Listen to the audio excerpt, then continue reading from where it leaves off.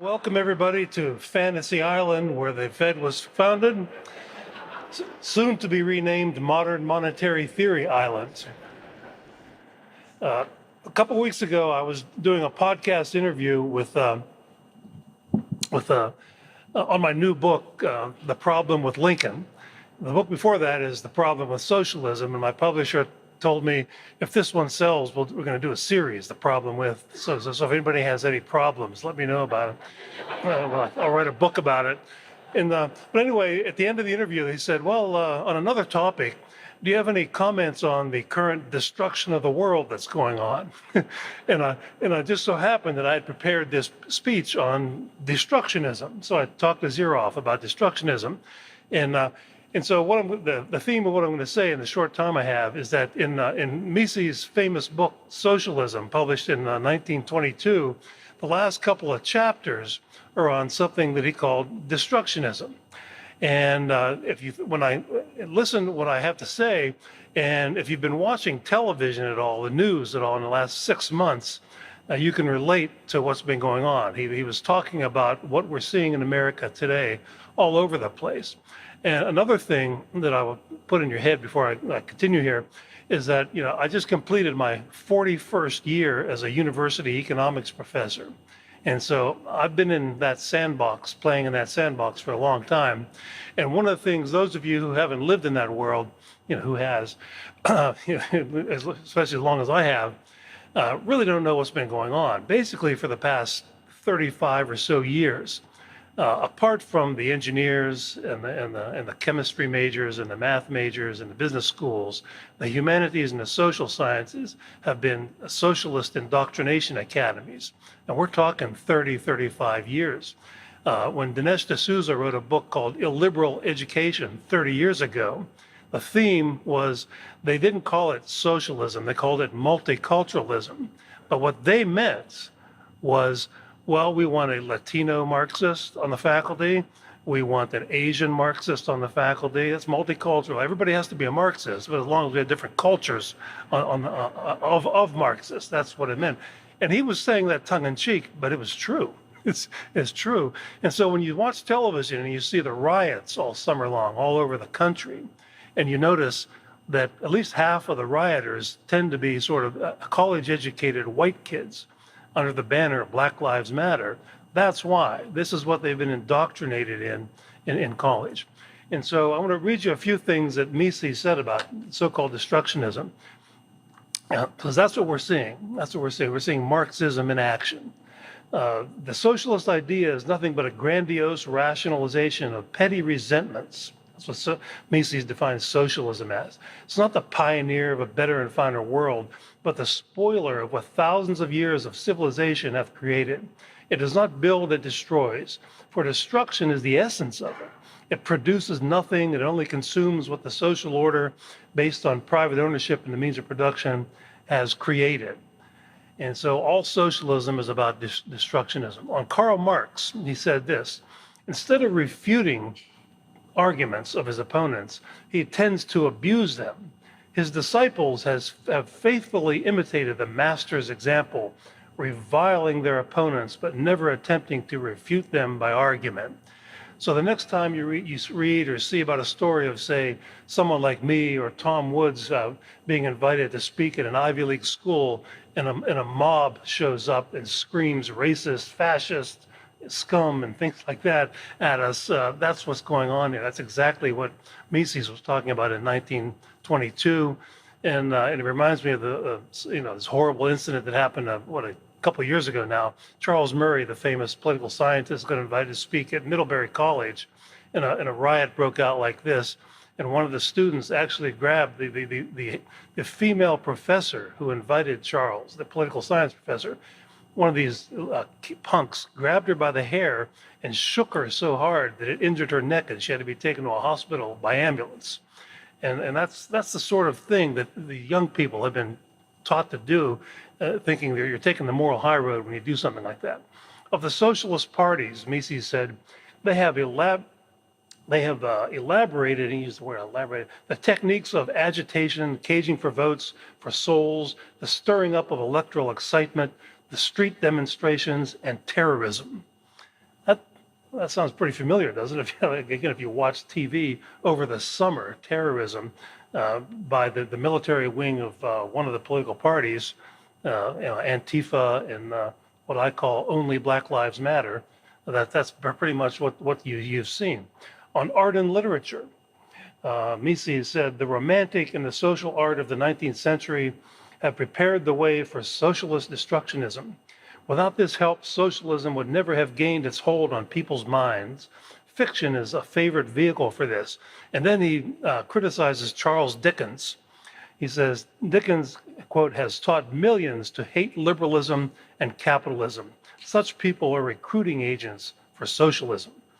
He's talking about the arts and literature. And that sort of reminds me of some of my students in the last year almost broke down in tears when I informed them that there's this famous book called Silent Spring that is the sort of the founding document of the environmentalist movement. And it's a fiction. It's not a scientific study. And it's called Silent Spring because the author argued that pesticides were going to kill off all the birds so that when springtime comes in the northern hemisphere, it'd be silent. You won't hear any birds chirping. And I pointed out to them that and she predicted that Rachel Carson predicted by the year 2000, there'd be no more birds. And of course, that was wrong. And anyway, but that was extraordinarily influential, wasn't it? It led to the political environmentalist movement. And that's the sort of thing that Mises was talking about many decades before that. He also distinguishes between economic socialism and what he calls revolutionary socialism. And that's what we're seeing today is revolutionary socialism. He said this, it is primarily concerned to clear the ground for building up a new civilization by liquidating the old one, just destroying everything. Okay, and he used all these examples, mostly having to do with taxes and regulation and nationalization and so forth. That was 1922. And so the next step of what happened after this was you've all heard of, I don't know if you all have heard of it, but cultural Marxism. There were a group of very influential academics mostly from Germany, but then there's also the Italian Gramsci, Antonio Gramsci was a part of this. And some of the names of the people associated with cultural Marxism are George Lukács, Herbert Marcuse, Max Horkheimer, Theodor Adorno, Erich Fromm, Franz Neumann, Wilhelm Reich, Walter Benjamin. I don't know if any of you have read any of these authors in school, but they were Marxists. They originally formed something called the Institute for Marxism, and then they decided that, well, since the Soviet Union was in its heyday at that time, that's probably not a good PR move, so they called it the Frankfurt School. And they eventually moved from Frankfurt, Germany, and came to America. And now if you were to do a Google search of cultural Marxism, Google itself has it rigged so that you will see all these anonymous articles or articles written by people you never heard of claiming it's all a conspiracy, an anti-Semitic conspiracy theory. That is the critics of cultural Marxism. So my Jewish friends like Paul Gottfried and Walter Block, who have criticized cultural Marxism, I guess, are anti-Semites because they bring it up. And that makes Mises' point, doesn't it? That Marx himself and his followers, rather than argue and debate people on the facts, smear them and slander them and label them and call them names. So that's an example of the very method that they use. So if you look it up, that's what you'll find. But their basic theory, if you read some of their writings, is these are people who are disappointed that the Marxist revolutions in Europe didn't really occur. The Europeans did not want to take over the factories and run them and so forth, and they failed. And they decided that this whole class theory of Marx, where the capitalist class versus the working class, really didn't hit it off that well with the European population. They didn't embrace Marxism, they didn't embrace communism and so forth. So they had to concoct a different type of theory. And the different type of theory was to invent a whole new set of victim groups, basically condemning basically heterosexual white males now are the new oppressor class, and everybody else is the oppressed class. It's no longer the workers versus that capitalist as far as that goes. So the cultural Marxists have been extraordinarily influential, despite what they say on these internet articles. And so Marx himself on destructionism, I dug up some comments that Marx himself said about destructionism. And this is all the same as what's today called cultural Marxism. So this is really nothing new. It comes right from Marx himself about abolitionism of different cultures. And so they took this destructionism to a much higher extent than Marx himself did. But here's Marx himself. The abolition of religion is a big black letters in the Communist Manifesto. Also, quote, the abolition of the present state of things and the forcible overthrow of all existing social conditions. Communists everywhere support the revolutionary movement against the existing social and political order of things. Now, doesn't that sound like what the so-called protesters are protesting? They want to abolish everything, tearing down all the statues of Columbus, and they even tore down an Abe Lincoln statue in a few places, just everything and anything. Hold your applause, please, on that one. In a letter, he said this. He called for ruthless criticism of all that exists, criticize everything. Now, in modern academia, that's called critical theory. A former faculty colleague of mine in a business school put together a new course called critical theory, and I asked her, well, what academic discipline are you drawing on, philosophy or what? And she said, no, we're just going to criticize people like you. And talking to some of her students, they don't teach them how to criticize anything. They teach them to denounce any idea that is not a socialist platitude. And so I talk to these students, and they don't know how to argue, they don't know how to debate. All they do know how to do is denounce anything that is not a left-wing platitude. And so they're being grossly miseducated. They go into school at 18 years old, into college, and they come out dumber 4 years later with people like this. So Marx advocated the abolition of property, the family, nations, all existing societies. On religion, he said, communism begins where atheism begins. Communism is incompatible with religious faith. So when you see these attacks on a lot of the churches, these are the sons and daughters of Karl Marx that you see in the streets of America today. Here's one news article from the Catholic News Agency, not too long ago, June 1st. Church buildings in California, Minnesota, New York, Kentucky, Texas, and Colorado were attacked. Many of the defaced or damaged churches were cathedrals. The Cathedral Basilica of the Immaculate Conception in Denver sustained permanent damage. Vandals repeatedly struck the Denver Cathedral on multiple nights of the protests and riots over the weekend.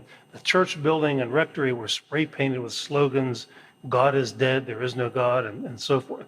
And they seem to pick on the Catholic churches a lot more than the other denominations. They apparently see the Catholic Church as the chief enemy.